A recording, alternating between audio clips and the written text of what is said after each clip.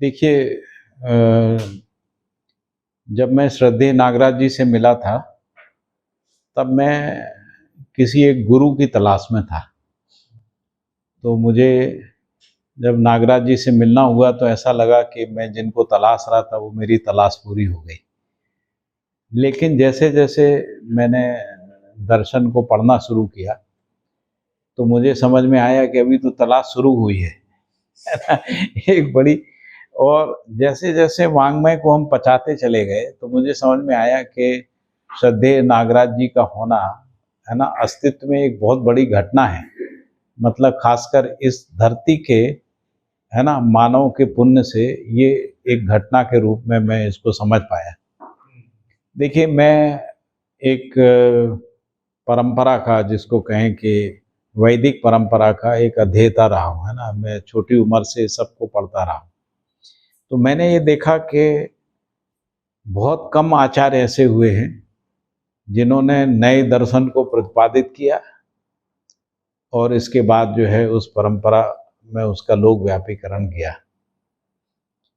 लेकिन मुझे ऐसा कोई आचार्य नहीं मिलता है, जिसने एक ही जीवन काल में, है ना, समाधि जैसी उपलब्धि को पा लिया।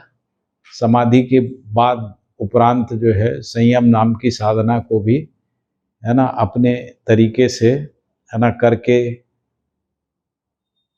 अस्तित्व को समझ लिया हो और उस समझ के आधार पे उसी जीवन काल में वाङ्मयों की रचना कर दी हो और वाङ्मय की रचना के साथ साथ उस वाङ्मय में जो प्रयुक्त शब्द हैं उनको परिभाषित कर दिया, है ना, और इसके साथ एक आचार संहिता भी लिख दी हो, है ना। जैसे हम लोग परंपरा में देखते हैं कि जो षट दर्शन के आचार्य हैं, उन्होंने दर्शन का तो प्रतिपादन किया है, लेकिन शब्दों की परिभाषा नहीं की है।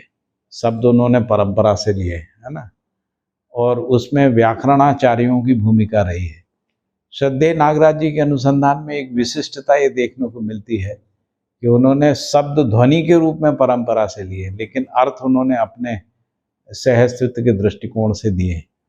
यानी दर्शन के साथ साथ उन्होंने व्याकरण पे भी काम किया और आचार संहिताओं पे भी काम किया और यहाँ तक राजनीतिक व्यवस्थाओं का भी विकल्प दिया, है ना।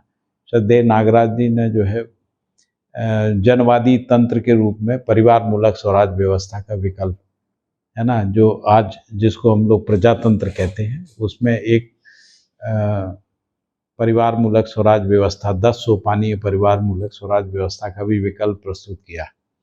तो ये अपने आप में एक बहुत बड़ी घटना है कि एक ही व्यक्ति में इतनी सारे अनुसंधान जो है एक साथ व्यक्त हो गए, है ना। यानी अस्तित्व में अनुभव भी हो गया, अनुभव को उन्होंने वाङ्मय के रूप में उतार भी दिया और वाङ्मय भी कैसे, दर्शन, वाद, शास्त्र, संविधान, इस रूप में उतार दिया। उसको लिखने के लिए जिन भाषा और परिभाषाओं का उपयोग किया, उनको भी उन्होंने दर्शन के यानी सहअस्तित्व के अर्थ में गढ़ लिया।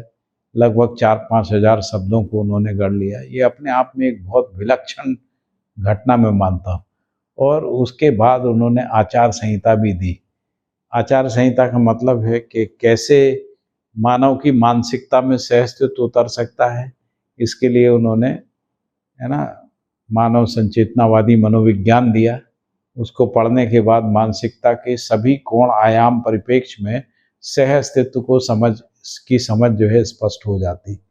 इसके बाद उन्होंने व्यवहारवादी समाजशास्त्र की अवधारणा दी और उस अवधारणा के अनुसार सर्व मानव को एक इकाई मानते हुए, है ना, किन विधानों से मानव जागृति के अर्थ में प्रमाणित हो सकता है, उसको उन्होंने मानवीय संविधान, जिसको हम लोग मानवीय आचार संहिता रूपी संविधान कह रहे हैं, उसको कर रहे हैं।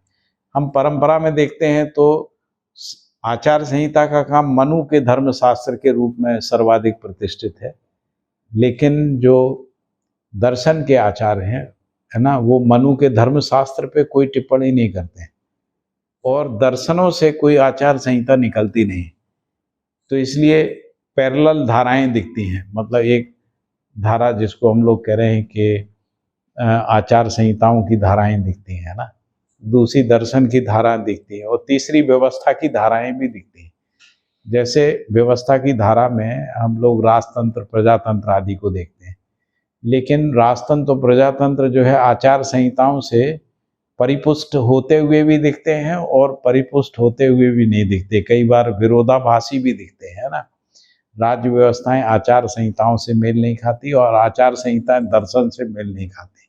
तो इस प्रकार से दर्शन में, आचार संहिता में और व्यवस्थाओं में एक दूरी दिखती है, लेकिन श्रद्धेय नागराज जी के अनुसंधान में ऐसा नहीं। जो दर्शन में है वही व्यवहार में है, वही आचरण में है, यानी आचरण संहिताओं में है, और वही व्यवस्था में है। तो इस प्रकार से व्यवस्था में भी सहअस्तित्व दिखता है, आचरण में भी दिखता है, आचार संहिताओं में भी दिखता है, और दर्शन की तात्विकता के रूप में जो है विचार में और अनुभव में, है ना, उसको व्यक्त करना दिखता है। तो मैं इसको मानव जाति के लिए एक अद्भुत घटना के रूप में देखता हूँ, है ना। यदि 5-7 हजार साल का इतिहास देखें तो ऐसा कोई रेयर ही कोई व्यक्ति आपको देखने को मिलेगा जिसने एक ही जीवन यात्रा में इतना सारा काम मानव परंपरा के लिए किया। श्रद्धेय नागराज जी ने ना केवल दर्शन व संविधान लिखा, उन्होंने इसको समझने वाले लोगों की एक टीम भी तैयार कर दी, है ना। इसको परंपरा में ले जाने की एक विधि को भी विकसित कर दिया, जिसको हम लोग शिक्षा योजना के रूप में या शिक्षा के मानवीकरण योजना और परिवार मूलक स्वराज व्यवस्था योजना के रूप में देखते हैं। तो योजना के माध्यम से व्यवस्थाओं को, है ना, जैसे परिवार मूलक स्वराज व्यवस्था है, तो परिवार मूलक स्वराज व्यवस्था में 10 सोपानीय परिवार और 10 सोपानीय सभा और 5 व्यवस्थात्मक कार्यक्रम, है ना, उसमें कैसे सह अस्तित्व को समझा जा सकता है, जिया जा सकता है, इसको प्रतिपादित किया। इसलिए ये अलग विलक्षण और अद्भुत घटना के रूप में, है ना, मैंने पाया। इसको समझने में मुझे समय लगा। पहले ऐसा लगा था कि हमको गुरु मिल गए, हमारी खोज पूरी हो गई। लेकिन जैसे जैसे अध्ययन करते गए जिज्ञासाएं बढ़ती गई और जिज्ञासाएं इतनी गहन हो गई कि हम वाङ्मय को कई बार पढ़ गए, 8-10 बार पढ़ गए।